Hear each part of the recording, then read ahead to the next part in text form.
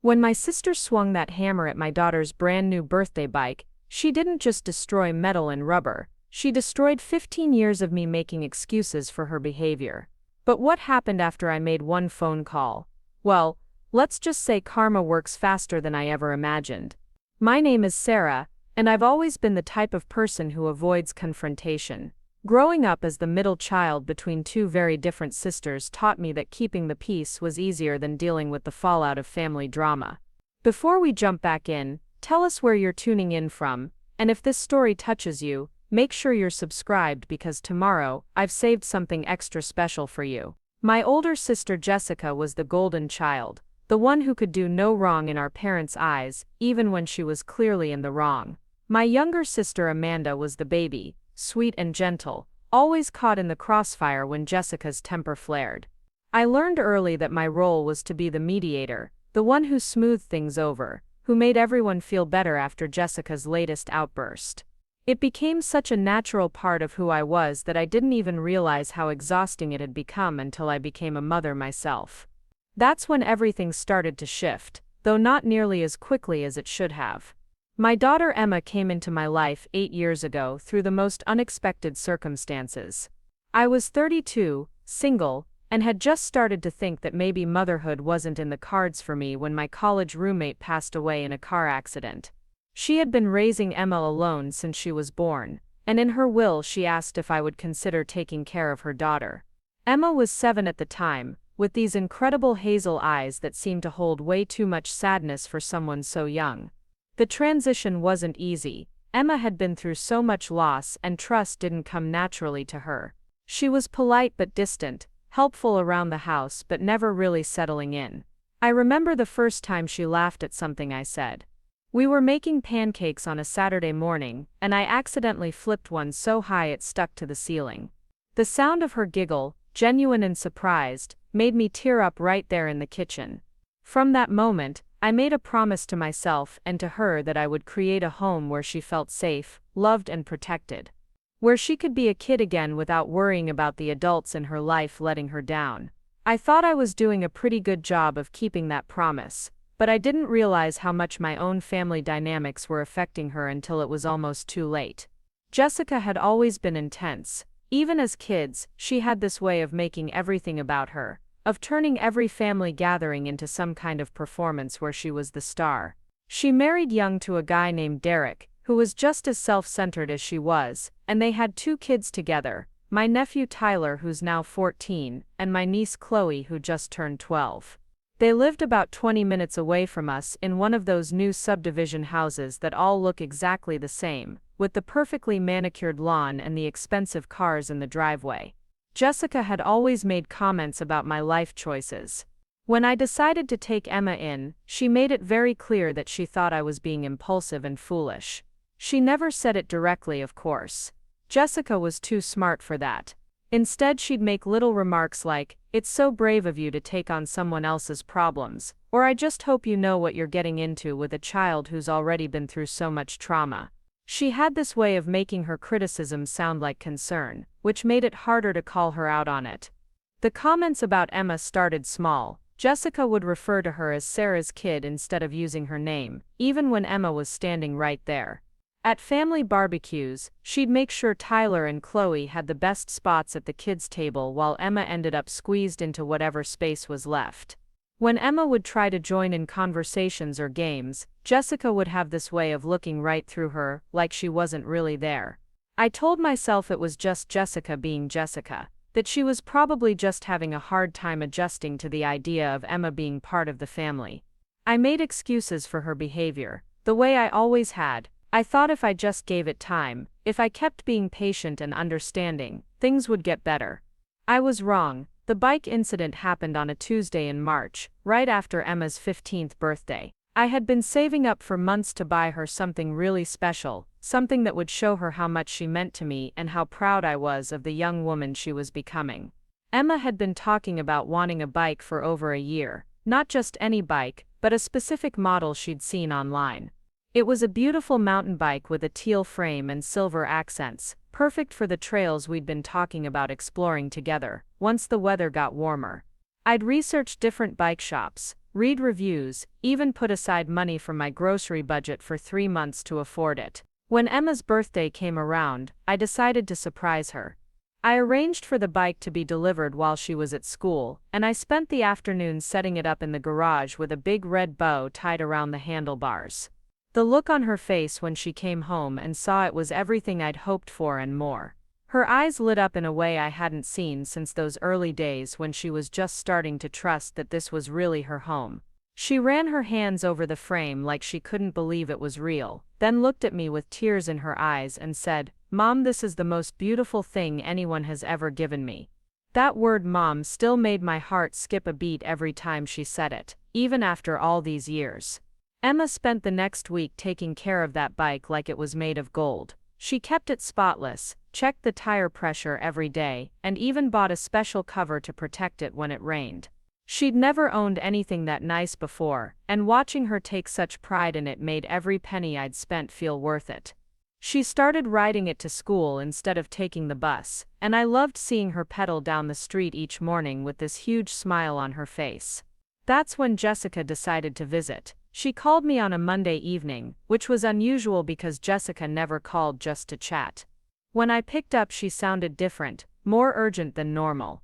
She said she needed to come over the next day to talk to me about something important regarding Mom and Dad. Our parents had been having some health issues lately, so I figured it was about their care, or maybe some financial decisions that needed to be made. I told her to come by around noon on Tuesday, after Emma left for school. Jessica showed up right on time, which was also unusual for her. She was normally at least 15 minutes late to everything, claiming it was because she was so busy with her own life. But that day she was punctual and seemed agitated from the moment she walked through the door. She was dressed in her typical style, designer jeans and a blouse that probably cost more than I spent on groceries in a month, her blonde hair perfectly styled even though it was the middle of a weekday. We sat down in my living room, and I made coffee, expecting her to launch into whatever crisis she'd come to discuss. Instead, she seemed distracted, looking around the house like she was taking inventory. Finally, she said, "So Emma's bike is pretty fancy, must have cost you a fortune." I was surprised by the comment since I hadn't even mentioned the bike to her, but I figured maybe she'd seen Emma riding it around the neighborhood.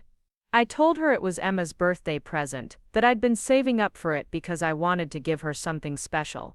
Jessica nodded, but there was something in her expression that made me uncomfortable. She said, "It's nice that you can afford things like that. Not everyone is so lucky." I didn't know what to say to that. Jessica and Derek made significantly more money than I did, and they were always buying expensive things for Tyler and Chloe. It seemed like an odd thing for her to comment on. The conversation drifted to other topics, but Jessica seemed distracted the entire time. She kept looking toward the garage, which I thought was strange. After about an hour, she said she needed to go but asked if she could use the bathroom before leaving. I said of course, and she disappeared down the hallway.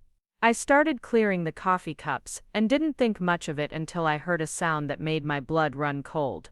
It was a loud metallic crashing sound coming from the garage, followed by the sound of something heavy hitting the concrete floor. Then I heard it again, and again. My stomach dropped as I realized what was happening, but my brain couldn't quite process it. I ran toward the garage, my heart pounding so hard I could hear it in my ears. When I threw open the door from the kitchen to the garage, I couldn't believe what I was seeing. Jessica was standing in the middle of my garage, holding a hammer from my tool cabinet, and Emma's beautiful birthday bike was destroyed. Completely, utterly destroyed. The frame was bent in ways that metal shouldn't bend, both wheels were warped beyond repair, and the handlebars were hanging at an impossible angle. Parts of the bike were scattered across the concrete floor, like the aftermath of some terrible accident. But this wasn't an accident. Jessica was standing there, hammer still in her hand, breathing hard like she'd been working out.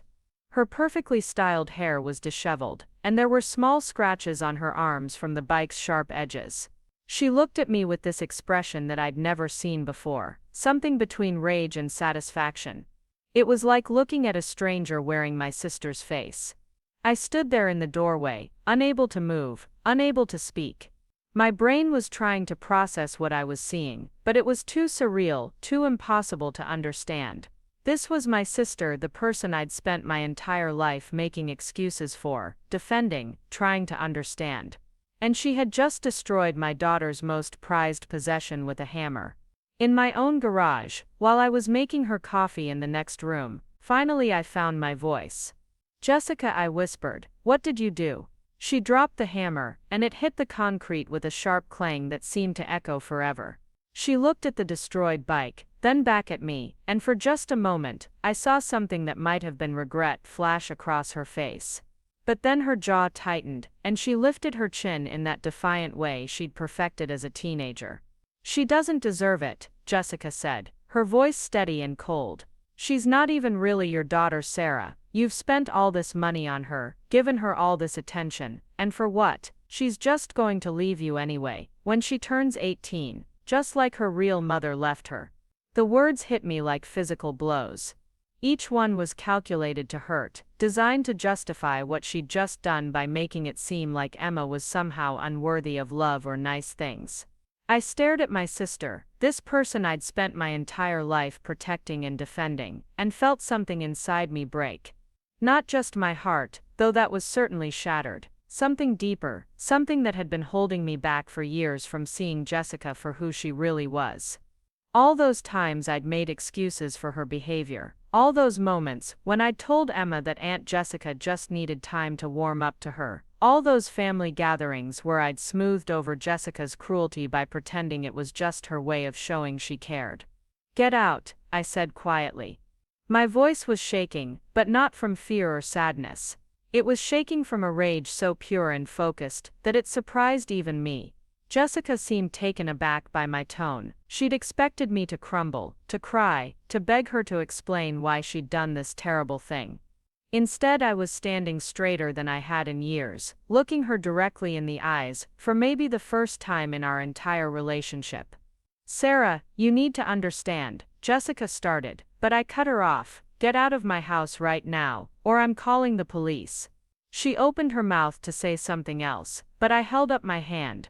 "I mean it, Jessica, get out now." She looked around the garage one more time, at the destruction she'd caused, at the pieces of Emma's bike scattered across the floor like broken dreams. Then she walked past me, grabbed her purse from the kitchen counter, and left without another word. I stood in that garage for what felt like hours, staring at the remains of Emma's bike. This wasn't just about a destroyed bicycle. This was about years of subtle cruelty, years of me enabling Jessica's behavior by refusing to confront it, years of Emma being treated like she was less important, less worthy, less loved than Tyler and Chloe, and I had let it happen. I had been so focused on keeping the peace that I'd failed to protect my daughter from the one person who should have loved her unconditionally. The worst part was that Emma would be home from school in just a few hours. She'd walk into the garage, expecting to see her beautiful bike, the symbol of how much I loved her and believed in her future. Instead, she'd see this destruction, this evidence that someone in our family hated her enough to take away the thing that made her happiest. How was I supposed to explain that to her? How was I supposed to protect her from the knowledge that her own aunt had done this out of pure spite? I started picking up the pieces, though I knew there was no way to repair the damage. The frame was beyond saving, the wheels were completely destroyed, and most of the smaller parts were bent or broken. As I worked, I found myself thinking about all the times Emma had politely endured Jessica's coldness, all the family gatherings where she'd tried so hard to fit in, only to be ignored or dismissed. I thought about how patient she'd been, how she'd never complained or asked why Aunt Jessica didn't seem to like her. That's when I realized I was done being patient. I was done making excuses. I was done protecting Jessica from the consequences of her actions while failing to protect Emma from her cruelty. For the first time in my life, I was going to stand up to my sister, not just stand up to her, but make sure she understood that there were real consequences for treating my daughter like she was disposable. I pulled out my phone and took pictures of everything. The destroyed bike, the hammer Jessica had dropped on the floor, the scratches on the garage wall where she'd swung too hard and hit the concrete. Then I started making phone calls. Not to Jessica, not to my parents, not to Amanda to cry and ask for advice. I called people who could actually do something about what had happened. The first call was to the police. I reported the destruction of property, providing Jessica's full name and address. The officer who took my report was professional and thorough, asking for details about the estimated value of the bike and whether this was part of a pattern of behavior. When I started to explain the family dynamics, he interrupted me gently and said, "Ma'am, it doesn't matter if she's your sister. Destroying someone's property is a crime, and you have every right to press charges." The second call was to the bike shop, where I'd bought Emma's bicycle. I explained what had happened, and asked if they had any record of the serial number and purchase price. The manager was horrified by what I told him, and said he'd be happy to provide documentation for the insurance claim and police report. He also mentioned that they had security cameras that might have captured Jessica if she'd been watching the store before coming to my house, though we'd probably need a subpoena to access that footage. The third call was to my homeowner's insurance company. I'd never had to file a claim before, but the representative walked me through the process step by step. She explained that malicious destruction by a family member was definitely covered under my policy, and that I'd likely be able to replace the bike completely once the claim was processed. She also suggested that I might want to consider getting a restraining order if I felt unsafe. That last comment stopped me cold. A restraining order against my own sister. 6 months ago, the idea would have seemed insane, but standing in my garage, looking at the evidence of what Jessica was capable of when she felt threatened or jealous, it didn't seem insane at all. It seemed like exactly the kind of protection Emma and I needed. The fourth call was the hardest one to make, but also the most important. I called Emma's school and asked to speak with the guidance counselor, Mrs. Martinez. Emma had been working with her on college applications, and they'd developed a good relationship over the past year. I explained what had happened, and asked if Emma could stay after school for a while, so I could figure out how to tell her about the bike, and what it might mean for our family dynamics going forward. Mrs. Martinez was incredibly understanding. She said she'd talked to Emma about staying for some extra help with her applications, and would keep her busy until I was ready to have her come home. She also offered to be available if Emma needed someone to talk to once she learned what had happened. Having that support system in place made me feel a little less alone in dealing with this crisis. By the time I finished making all those phone calls, it was almost 3 o'clock. Emma would normally be getting ready to leave school and ride her bike home. Instead, she was sitting in the guidance office, probably wondering why her mom had suddenly decided she needed extra academic support. I had maybe 2 hours to figure out how I was going to explain to my daughter that her aunt had destroyed her most treasured possession out of pure jealousy and spite. Preparing and narrating this story took us a lot of time, so if you are enjoying it, subscribe to our channel. It means a lot to us. Now back to the story. I also had to decide how much of the truth to tell her about Jessica's behavior over the years. Emma was smart. She'd probably figured out that her aunt didn't particularly like her, but I'd always tried to shield her from the worst of it, making excuses and trying to smooth things over. Now I wondered if I'd been doing her a disservice by not being more honest about the family dynamics she was navigating. As I sat in my living room, staring out the window at the street where Emma should have been riding her bike home from school, I realized that this moment was going to change everything, not just between Jessica and me, but between all of us. There was no coming back from what she'd done. No family gathering where we could pretend everything was fine. No excuse I could make that would justify destroying a child's birthday present out of jealousy. For the first time in my adult life, I was going to have to choose between keeping the peace and protecting my daughter, and there was no question which choice I was going to make. Emma deserved a mother who would fight for her, who would stand up to anyone who tried to hurt her, who would put her safety and happiness above family loyalty and the desire to avoid confrontation. The phone rang, interrupting my thoughts. I looked at the caller ID and saw Jessica's name. For a moment, I considered not answering, but then I realized that I wanted to hear what she had to say for herself. I wanted to know if she felt any remorse, if she understood the magnitude of what she'd done, if there was any part of the sister I thought I knew left in the person who'd swung a hammer at my daughter's bike. I answered on the 4th ring. "What do you want, Jessica?" My voice was calmer than I felt, but there was an edge to it that I'd never used with her before. There was a long pause, and for a moment I thought maybe she'd hung up. Then she spoke, and her voice was different than it had been in my garage, smaller, less certain. "Sarah, I think we need to talk about what happened today." I almost laughed at the understatement. Talk about what happened, like it was some minor misunderstanding instead of a deliberate act of destruction aimed at hurting a child. "I'm not sure there's anything to talk about, Jessica. You destroyed Emma's bike with a hammer. That's not really open to interpretation." "I was upset," she said, and there was a note of defensiveness creeping back into her voice. "I've been dealing with a lot of stress lately, and seeing that expensive bike when Derek and I are struggling financially just triggered something in me. I wasn't thinking clearly. I felt that familiar urge to make excuses for her, to find a way to understand and forgive her behavior. But then I thought about Emma, about how excited she'd been to show her friends her new bike, about how carefully she'd been taking care of it." "You weren't thinking clearly," I repeated.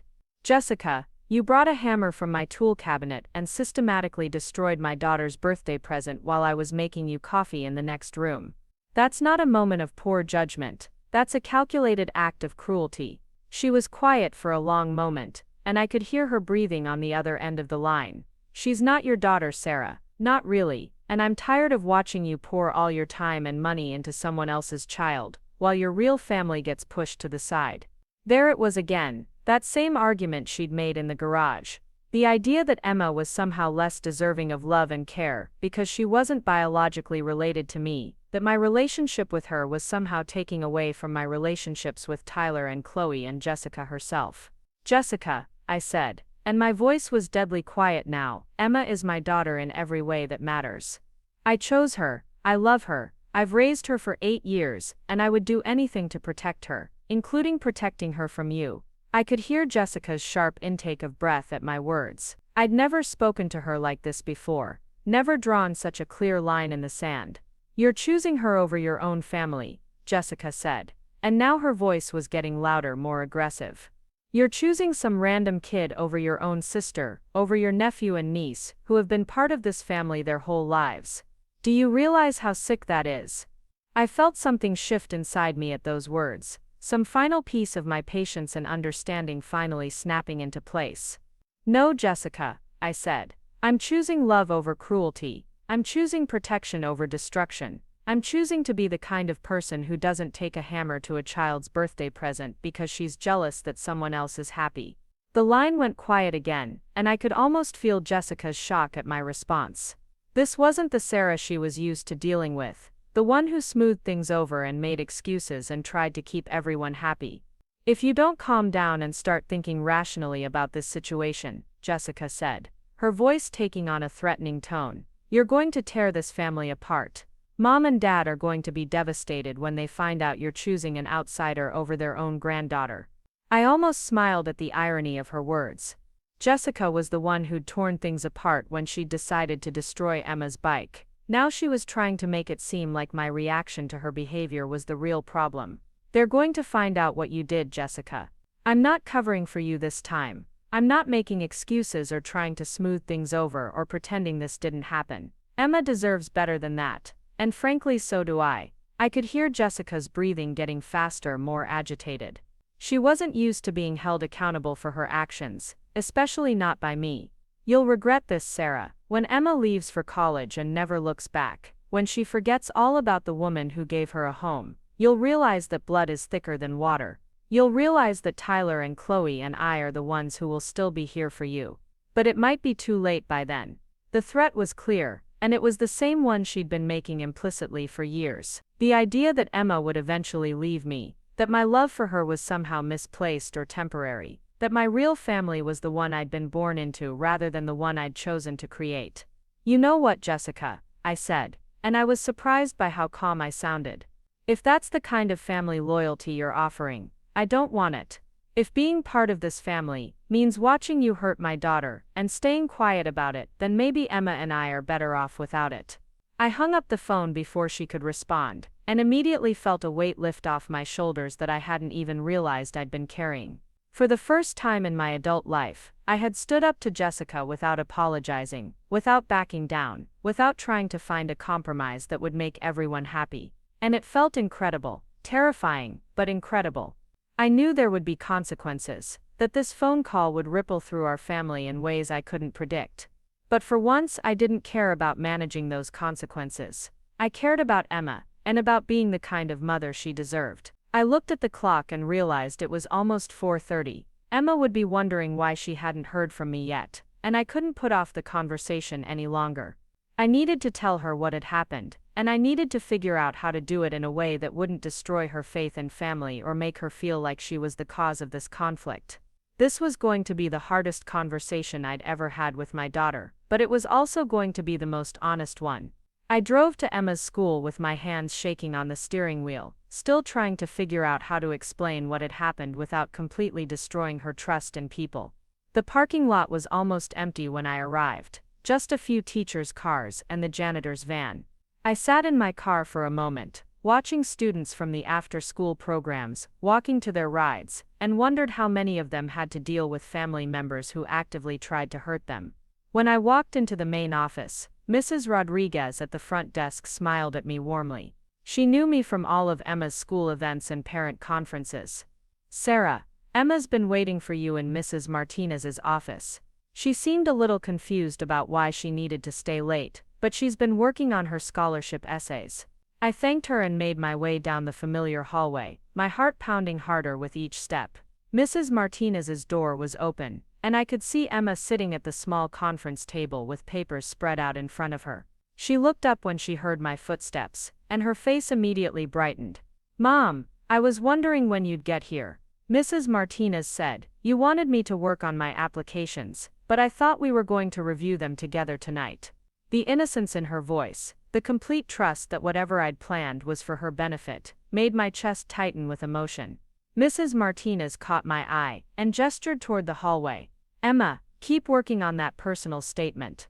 I need to speak with your mom for just a minute." Emma nodded and turned back to her papers, completely absorbed in writing about her future goals and dreams. Mrs. Martinez closed the door behind us and immediately put her hand on my arm. "How are you holding up? Have you decided what you're going to tell her?" I took a deep breath and explained my plan. I was going to be honest with Emma about what Jessica had done, but I was also going to focus on the steps I was taking to make it right. I wanted her to know that this wasn't her fault, that Jessica's actions said nothing about Emma's worth or value, and that I was going to protect her from any future incidents. Mrs. Martinez nodded approvingly. "That sounds like the right approach. And remember, if she needs to talk to someone outside the family about this, I'm here." When we went back into the office, Emma looked up expectantly. I sat down across from her at the table, trying to find the right words.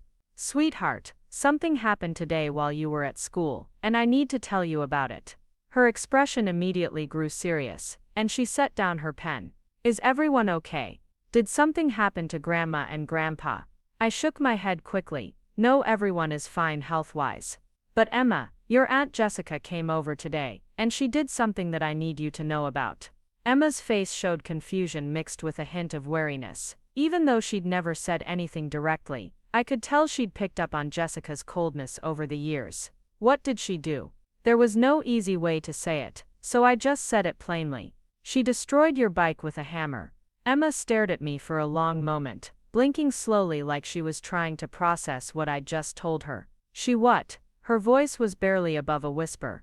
I reached across the table and took her hands in mine. "Your birthday bike." She took a hammer from our tool cabinet and completely destroyed it while I was in the house. Emma pulled her hands away and sat back in her chair, staring at nothing. I could see her mind working, trying to understand not just what had happened, but why it had happened. Did I do something wrong? Did I say something that made her angry?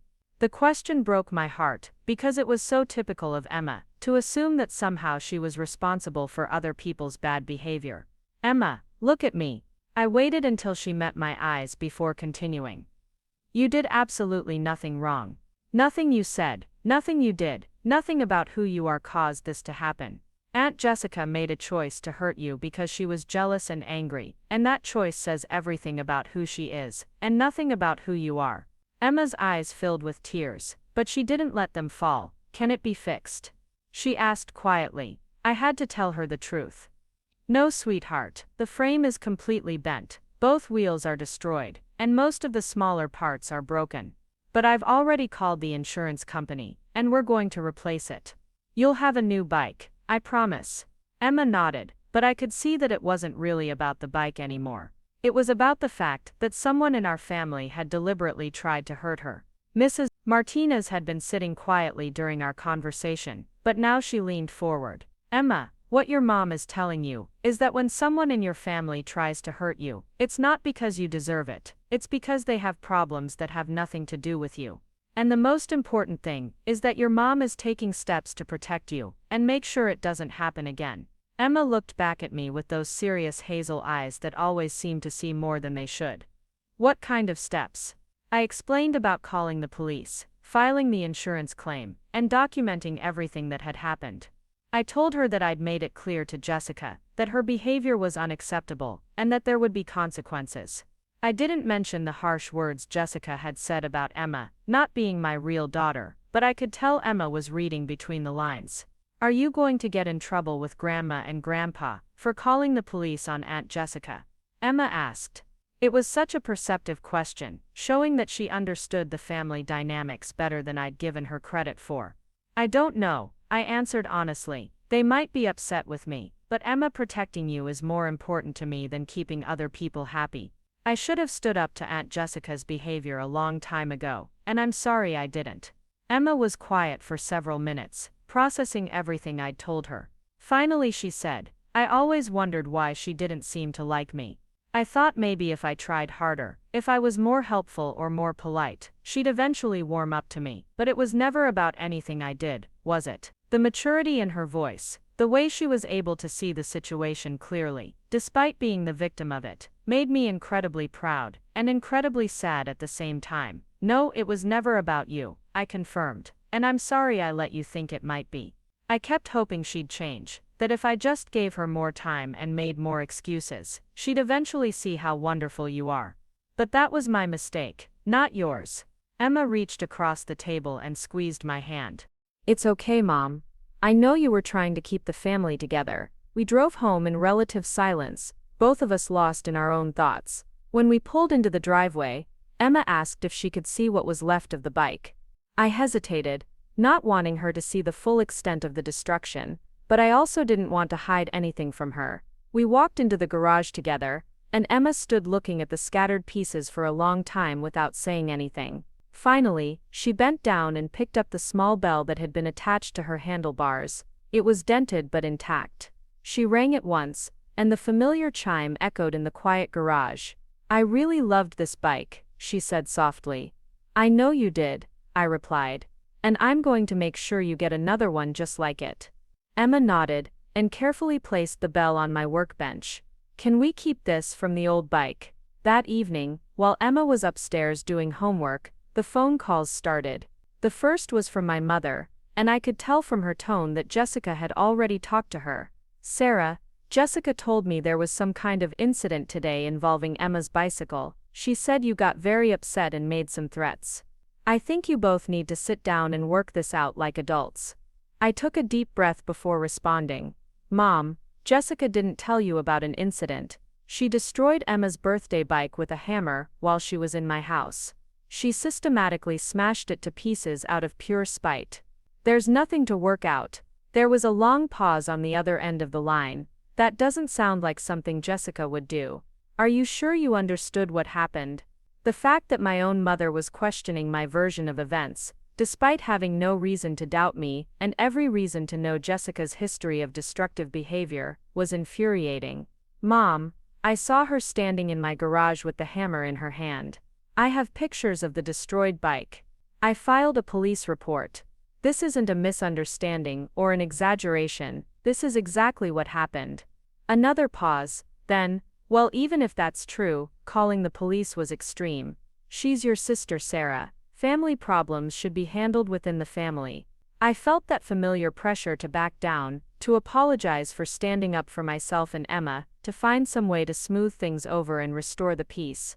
But this time, I resisted it. Mom, if a stranger had broken into my garage and destroyed Emma's bike with a hammer, you'd expect me to call the police. The fact that Jessica is my sister doesn't give her permission to commit crimes against my family. My mother's voice grew sharper. Don't be dramatic, Sarah. It's just a bicycle. Bicycles can be replaced. Family relationships can't. Just a bicycle. I couldn't believe what I was hearing. It's not about the bicycle, Mom. It's about the fact that Jessica deliberately hurt Emma out of jealousy and spite. It's about the fact that she's been treating Emma badly for years, and I've been making excuses for it instead of protecting my daughter. That ends now. My mother sighed heavily. I think you're blowing this out of proportion, because you're overprotective of Emma. I know you love her, but you can't expect everyone to treat her exactly the same way they treat Tyler and Chloe. The situation is different. There it was, the same attitude that Jessica had expressed, the idea that Emma somehow deserved less love and consideration because she wasn't biologically related to us. Mom, Emma is my daughter. She's your granddaughter. The situation isn't different at all, except in the minds of people who refuse to accept her as part of this family. My voice was getting louder, and I could hear Emma's bedroom door open upstairs. I lowered my voice, but didn't soften my tone. If you can't treat Emma with the same love and respect you show Tyler and Chloe, then maybe you need to think about what kind of grandmother you want to be.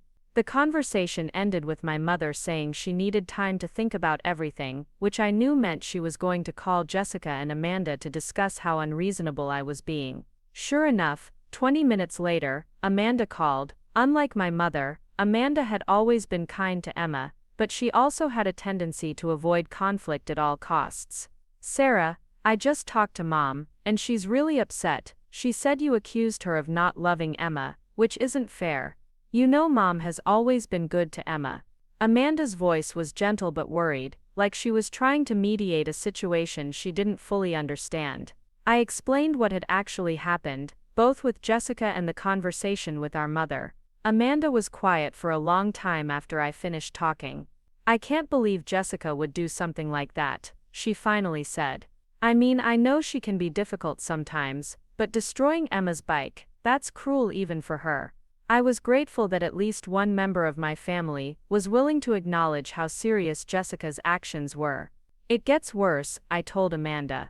She said Emma doesn't deserve nice things because she's not really my daughter. She said Emma is just going to leave me anyway when she turns 18, so I'm wasting my time and money on her. Amanda gasped. She actually said that. In front of Emma? No, Emma was at school when it happened, but Amanda, that's what Jessica really thinks. And I'm starting to realize that Mom and Dad might think the same thing, even if they're not willing to say it out loud. Amanda was quiet again, and I could almost hear her trying to figure out how to respond without taking sides or making anyone angry. What are you going to do? She asked finally. I'm going to protect Emma, I said simply.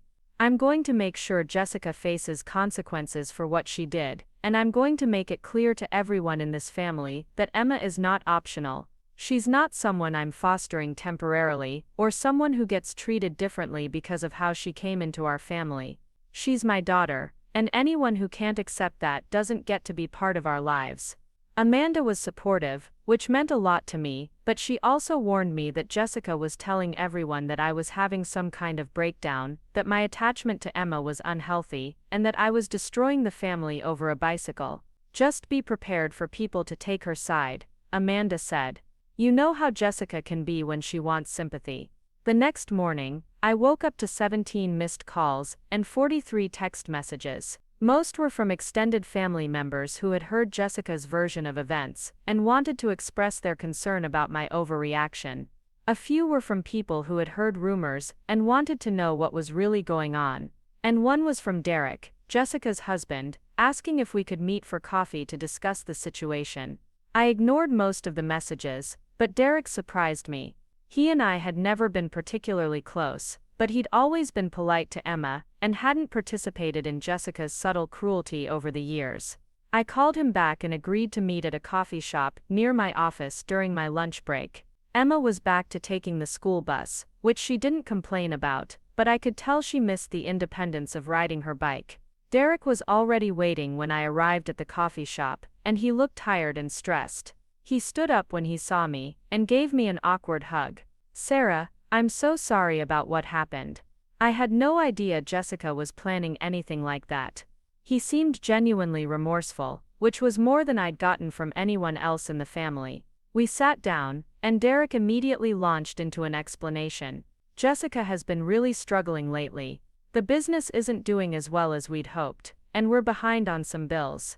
When she saw Emma's bike, something just snapped. She's been jealous of how well you're doing with just your income, while we're struggling with two. I appreciated that he was trying to provide context, but I wasn't interested in excuses. Derek, I understand that you're having financial difficulties, and I'm sorry about that. But that doesn't justify Jessica destroying Emma's birthday present, and it definitely doesn't justify the things she said about Emma not deserving nice things because she's adopted. Derek winced when I said that. She told you she said that. She said Emma wasn't really my daughter, and that she was just going to leave me anyway when she turned 18. Derek put his head in his hands. God, Sarah, I'm so sorry, I know that's not true, and I know Jessica knows it's not true. She was just lashing out because she was hurt and embarrassed. I could see that Derek was genuinely distressed by his wife's behavior, but I also noticed that he was still making excuses for her. Derek, I need you to understand something. This wasn't just about jealousy or financial stress. Jessica has been treating Emma badly for years. Little comments, deliberate exclusions, subtle cruelty that I kept making excuses for, because I didn't want to rock the boat. This bike incident was just the breaking point. Derek nodded slowly. I've noticed some of that, and I've tried to talk to Jessica about it. She always said she was just having a hard time adjusting to Emma being part of the family. 8 years, Derek. Emma has been my daughter for 8 years. How long does Jessica need to adjust? Derek didn't have an answer for that. We sat in silence for a few minutes, both of us stirring our coffee and avoiding eye contact. Finally, Derek spoke again. What can I do to make this right? Jessica is my wife, but what she did was wrong, and Emma doesn't deserve to be caught in the middle of adult problems. I appreciated that Derek was willing to acknowledge the situation clearly, but I also knew that his loyalty ultimately lay with Jessica. The first thing you can do is make sure Tyler and Chloe understand that what their mother did was wrong, and that Emma isn't to blame for any of the family tension that follows. Kids pick up on adult conflicts, and I don't want them to think Emma is the problem. Derek agreed immediately. I've already talked to them about that. Tyler actually asked why his mom would hurt Emma's bike, and I told him that sometimes adults make bad choices when they're upset, but that it's never okay to destroy other people's belongings. I was glad to hear that Derek was handling it appropriately with his kids. Tyler and Chloe were good kids, and they didn't deserve to be dragged into their mother's drama. The second thing, I continued, is that Jessica needs to face real consequences for what she did. I'm not dropping the police report, and I'm not going to pretend this didn't happen to make family gatherings more comfortable. If Jessica wants any kind of relationship with Emma and me in the future, she needs to acknowledge what she did and make genuine amends. Derek looked uncomfortable with this, which I'd expected. Sarah, you know Jessica isn't good at admitting when she's wrong, and if you press charges, it could affect her job, our finances, everything. I felt that familiar tug of guilt, the pressure to consider Jessica's well-being, even after she'd deliberately hurt Emma, but this time, I pushed back against it. Derek, Jessica should have thought about those consequences before she decided to destroy my daughter's birthday present with a hammer. I'm not responsible for protecting her from the results of her own choices. Derek nodded reluctantly, but I could tell he was hoping I'd change my mind if given enough time to think about it. The conversation ended with Derek promising to talk to Jessica about making a genuine apology and offering to pay for Emma's bike replacement. I told him that the insurance would cover the bike, but that Jessica needed to understand this wasn't just about money, it was about respect and acceptance and treating Emma like she mattered. Derek said he understood, but I could tell he thought I was being unnecessarily harsh. That evening, Emma and I were having dinner when she asked, "Mom, do you think Uncle Derek is mad at us too?" It broke my heart that she was worried about losing another family relationship because of Jessica's actions. No, sweetheart, Uncle Derek is upset about what Aunt Jessica did, and he's trying to figure out how to handle it. But he's not mad at us. What about Tyler and Chloe? Are they going to hate me now? Emma's voice was small and worried, and I realized that she was thinking about all the ripple effects of this situation in ways I hadn't fully considered.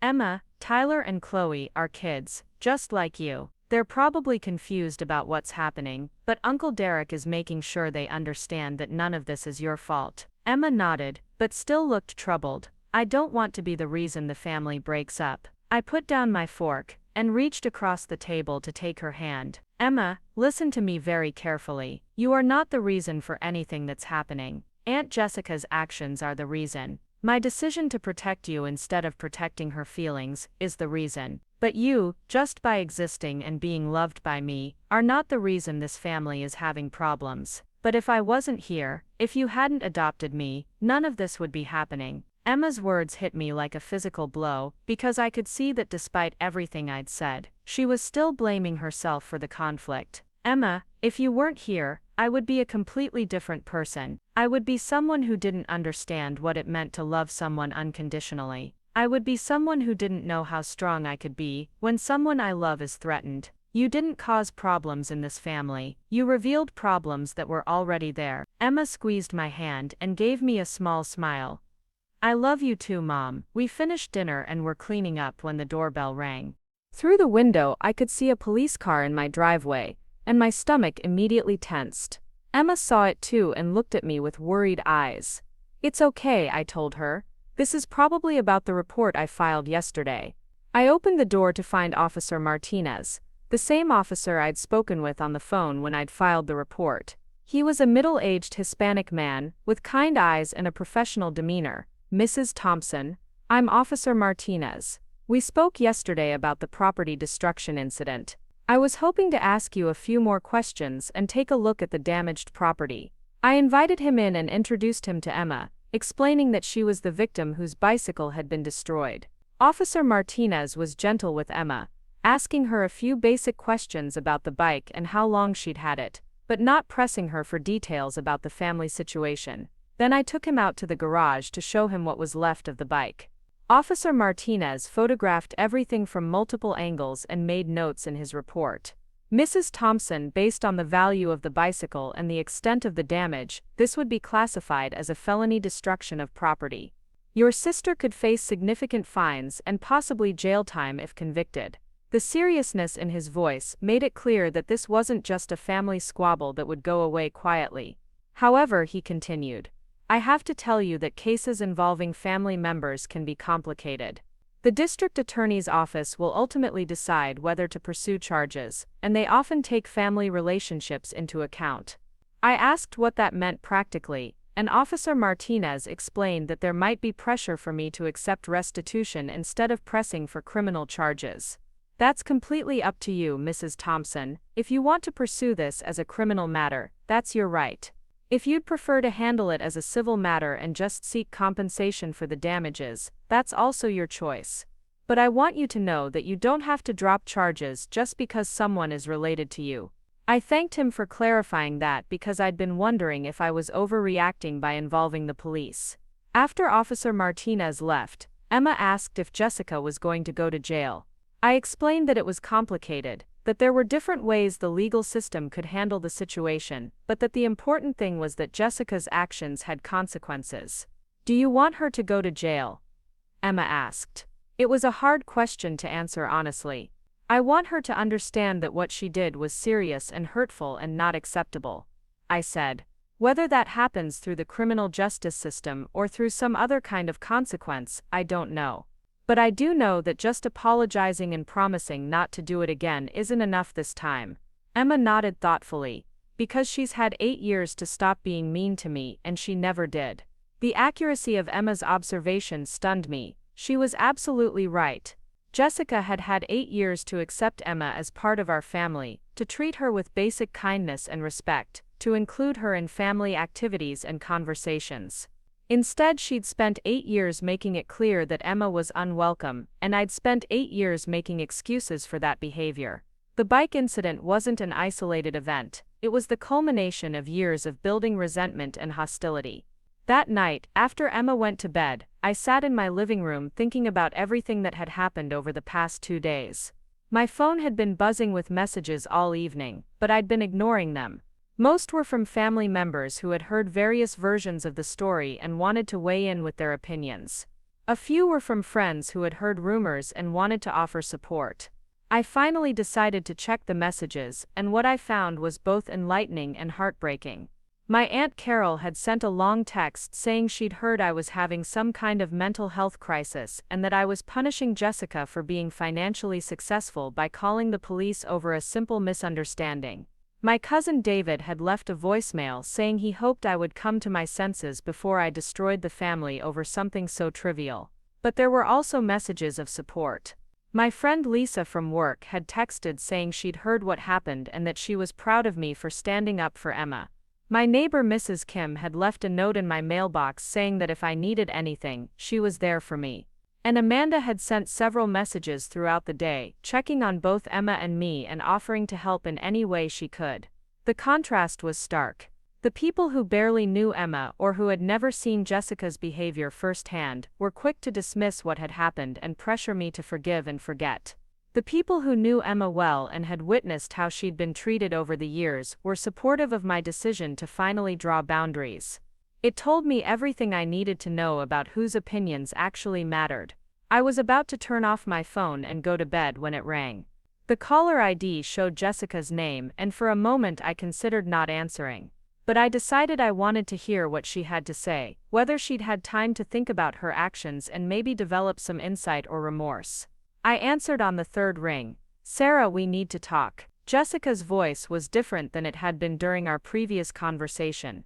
Less defensive but also more determined.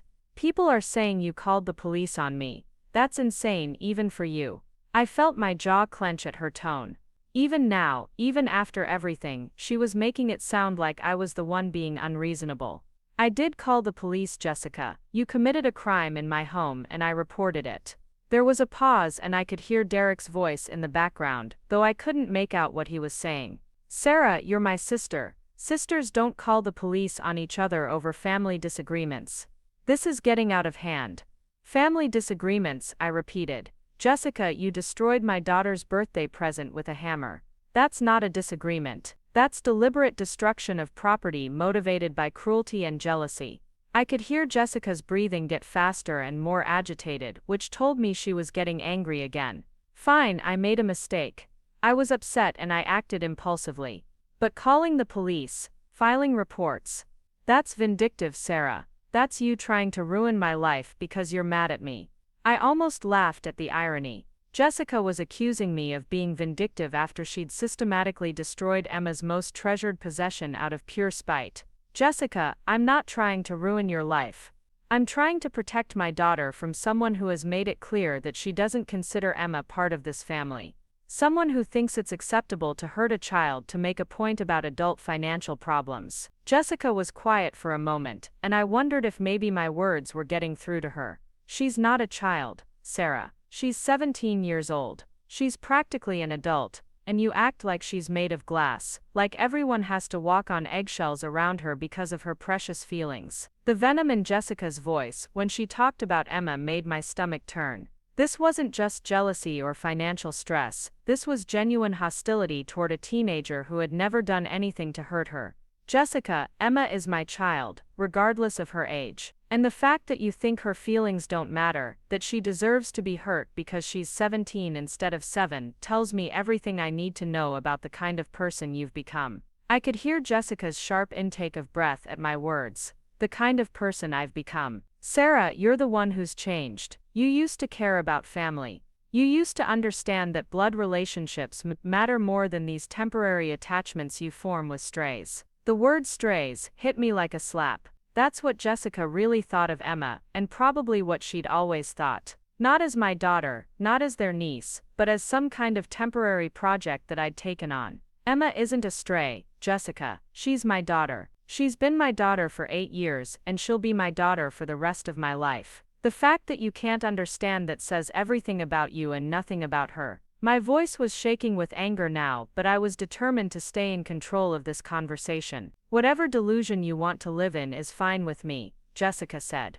her voice getting colder. "But when you destroy this family over your obsession with playing house, don't come crying to me when you realize what you've lost." The line went dead, and I realized that Jessica had hung up on me. I sat holding my phone for several minutes, trying to process what had just happened. Jessica hadn't apologized. She hadn't shown any remorse or insight into how her actions had affected Emma. Instead, she doubled down on her cruelty, making it even clearer that she saw Emma as disposable and unworthy of basic human decency. There was no coming back from this conversation, no way to repair a relationship with someone who could speak so callously about a child I loved. The next morning, I woke up to find that Jessica had been busy. She'd posted on Facebook about how heartbroken she was that family misunderstandings had gotten blown out of proportion and how she was praying for healing and forgiveness. The post was carefully worded to make her sound like the victim while making me sound unreasonable and vindictive. It had already gotten dozens of supportive comments from people who didn't know the full story.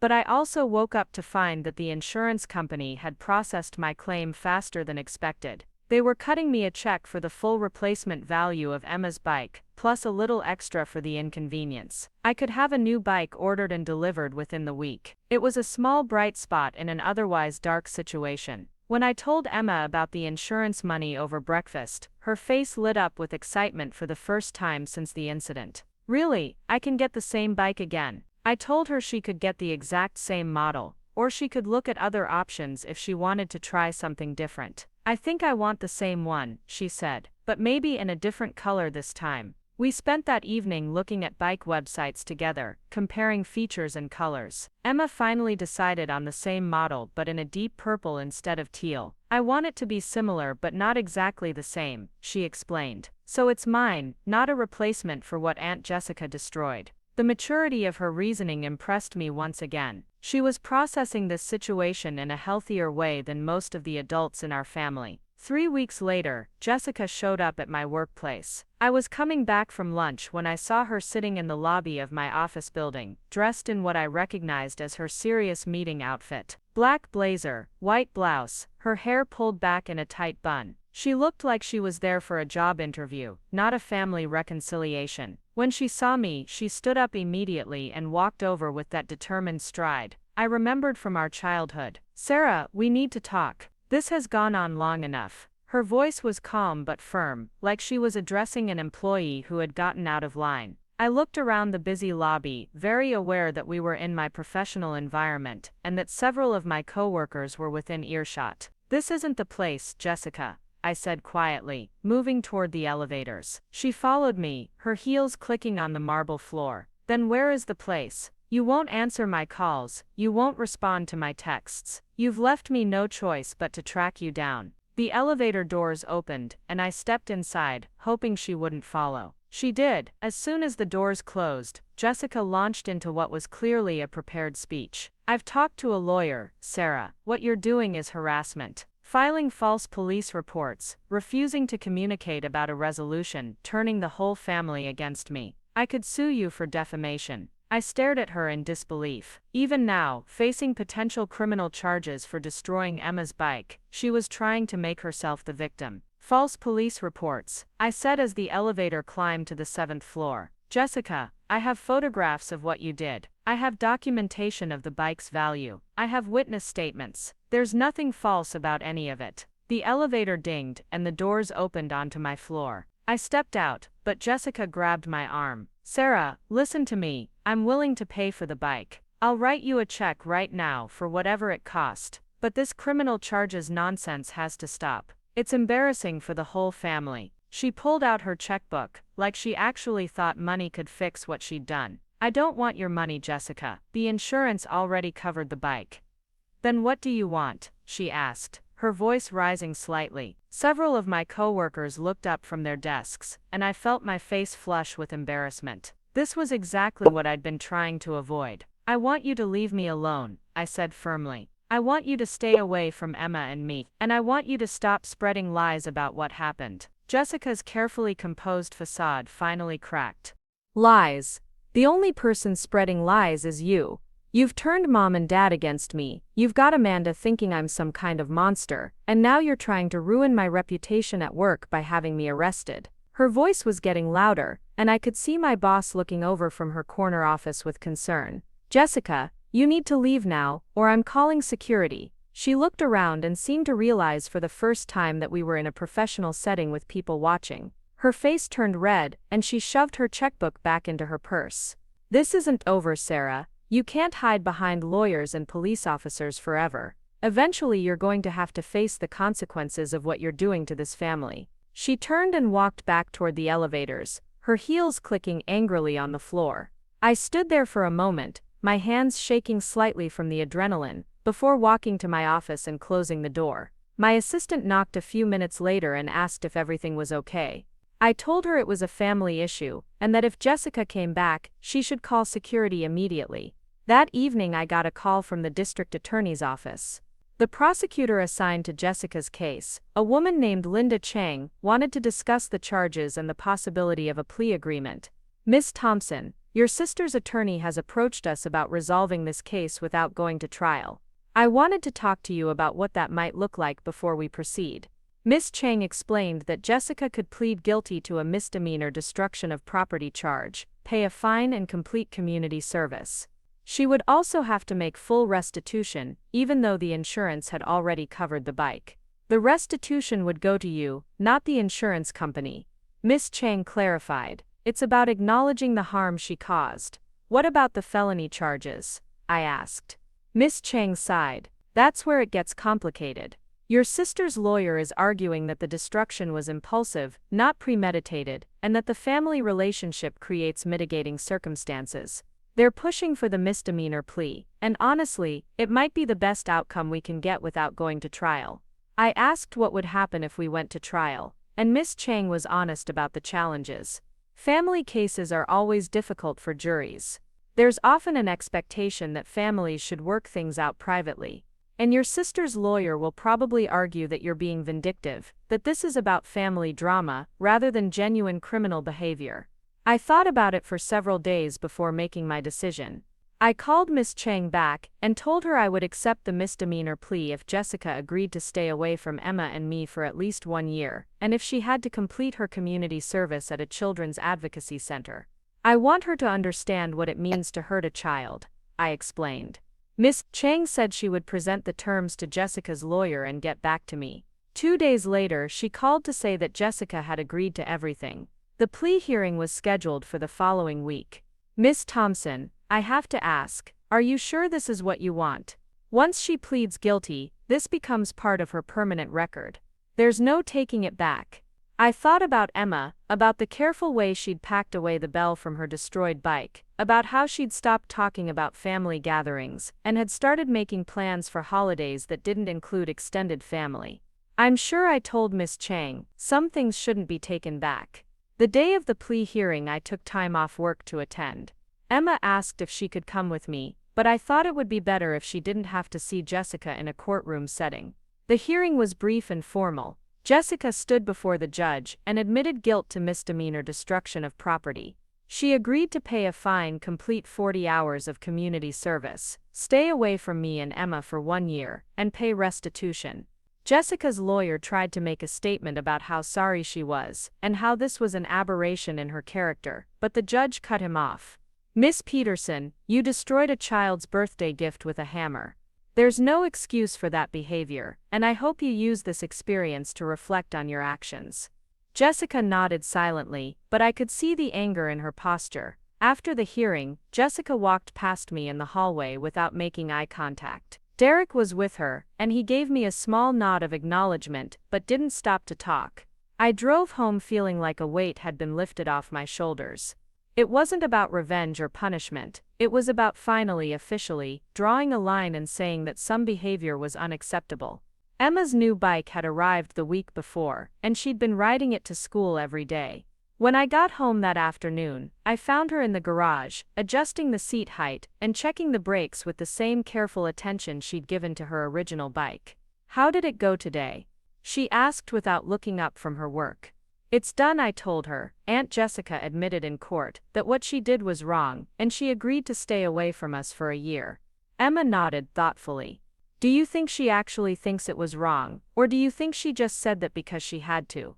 The question showed how well Emma understood the adults in her life, how she'd learned not to take words at face value. I think she said it because she had to. I answered honestly. But sometimes that's the best you can get from people who don't want to change. The important thing is that she can't hurt you again without facing serious consequences. Emma finished adjusting her bike and stood up, wiping her hands on a rag. "Mom, can I ask you something?" She looked serious, more serious than usual. "Of course, sweetheart." Emma took a deep breath before speaking. "Do you ever regret adopting me?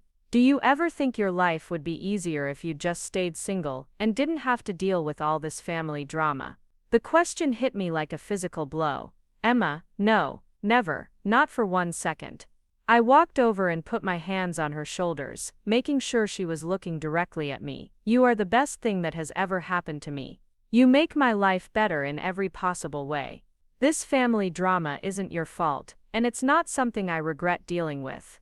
I regret that it took me so long to protect you from it." Emma's eyes filled with tears, but she smiled. "I just wanted to make sure. Sometimes I worry that you're giving up too much for me." I pulled her into a hug and held her tight. "Emma, I'm not giving up anything. I'm choosing what matters most, and what matters most is you, and our family, and building a life where you feel safe and loved and valued."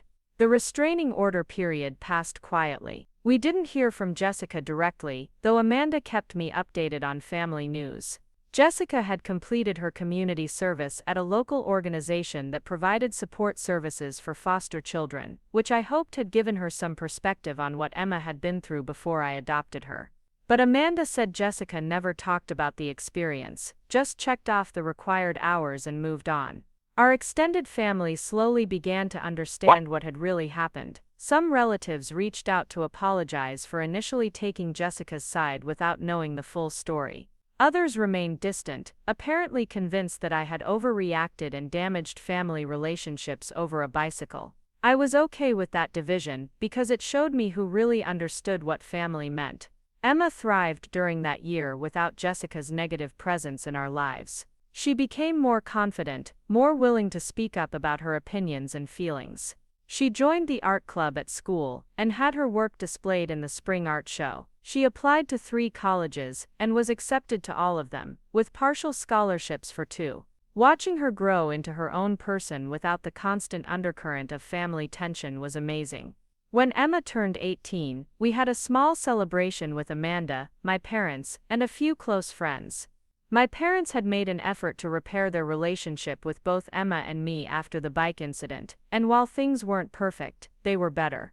My father gave Emma a speech about how proud he was of the young woman she'd become, and my mother presented her with a photo album she'd made chronicling Emma's time with our family. "I should have made this years ago," my mother said as Emma flipped through pages of birthday parties, holiday celebrations, and random moments from our daily lives. "I'm sorry it took me so long to see you as you deserve to be seen." Emma hugged her grandmother and told her that what mattered was that she saw her now. A week after Emma's birthday party, Jessica called me. It was the first direct contact we'd had since the courthouse, and I was surprised to see her name on my phone. I almost didn't answer, but curiosity got the better of me. "Hello, Jessica." My voice was neutral, giving away nothing about how I felt about hearing from her. "Sarah, I know the restraining order expired last week, and I wanted to talk to you about Emma's graduation party." I was immediately on guard. "What about it?" Jessica's voice was careful, like she was trying not to set me off. "I'd like to come, to support Emma and celebrate her achievements. I know things have been difficult between us, but she's still my niece." I was quiet for a long time, thinking about how to respond. Part of me wanted to hang up immediately and block her number, but another part of me was curious about whether Jessica had genuinely changed during the past year. "Jessica, what you did was unforgivable. You can't just show up to a party and pretend the past year didn't happen." "I'm not trying to pretend anything didn't happen," Jessica said. "I made a terrible mistake, and I've spent the last year thinking about it. Working with those kids at the community service placement, it helped me understand what Emma might have gone through before you adopted her. I want to make things right." I asked her specifically what she thought she'd done wrong, and her answer was revealing. "I was jealous of the attention you gave her, and I let that jealousy turn into something ugly. I destroyed her bike because I wanted to hurt both of you, and that was wrong." It wasn't a complete acknowledgement of her years of subtle cruelty, but it was more insight than she'd ever shown before. Jessica, even if I believed that you'd changed, which I'm not sure I do, Emma gets to decide whether she wants you at her graduation party. This isn't about you and me anymore. It's about what she wants and what makes her feel comfortable and celebrated. I could hear Jessica's intake of breath, like she was preparing to argue, but then she stopped herself. You're right, could you ask her? And if she says no, I'll respect that. I was surprised by this response, because the old Jessica would have pushed and argued and tried to guilt me into forcing Emma to accept her presence. I'll ask her, I said. But Jessica, if she says yes, you need to understand that you're there as a guest, not as family. You don't get to act like everything is fine, or like we're all one big happy family again. That evening, I talked to Emma about Jessica's request. Emma was quiet for a long time, sitting on her bed with her laptop and college acceptance letters spread around her. Finally, she said, "What do you think I should do?" I told her that it was entirely her choice, and that I would support whatever decision she made. "I think I want her to come," Emma said slowly. "Not because I forgive her, or because I want a relationship with her, but because I want her to see who I've become, despite everything she did to try to make me feel small." Emma's reasoning impressed me once again. She wasn't making this decision out of obligation or hope for reconciliation. She was making it from a position of strength. Jessica did come to Emma's graduation party, and her behavior was subdued and appropriate. She congratulated Emma on her achievements, didn't try to insert herself into conversations or photos, and left early without making a scene. After she left, Emma said, "She looks smaller than I remembered, less important." I understood exactly what she meant. Emma is in college now, majoring in art therapy with a minor in social work. She wants to work with children who have been through trauma, to help them the way I helped her, and the way the community service volunteers at Jessica's placement helped the kids there. She calls me every few days, not because she has to, but because she wants to. She's made friends, joined clubs, and is thriving in her independence. Jessica and I exchange polite pleasantries at family gatherings now, but we're not close and probably never will be. She's never apologized for the years of subtle cruelty that led up to the bike incident, and I've never forgotten how easily she could dismiss Emma's worth as a human being. Some relationships can't be repaired, and I'm okay with that. What I learned from this experience is that protecting the people you love sometimes means accepting that other relationships will be casualties. That standing up to family members who hurt your children isn't betrayal, it's love in action. And that sometimes the people who are supposed to love you unconditionally are the ones who need to earn that love back through their actions, not just their words. Emma kept the bell from her original bike, and it sits on her desk in her dorm room now. Not as a reminder of what was destroyed, but as a symbol of what survived. Our relationship survived, our family survived, and Emma's sense of self-worth survived. Jessica's cruelty couldn't touch any of those things, no matter how hard she tried. Up next, you've got 2 more standout stories, right on your screen. If this one hit the mark, you won't want to pass these up, just click and check them out.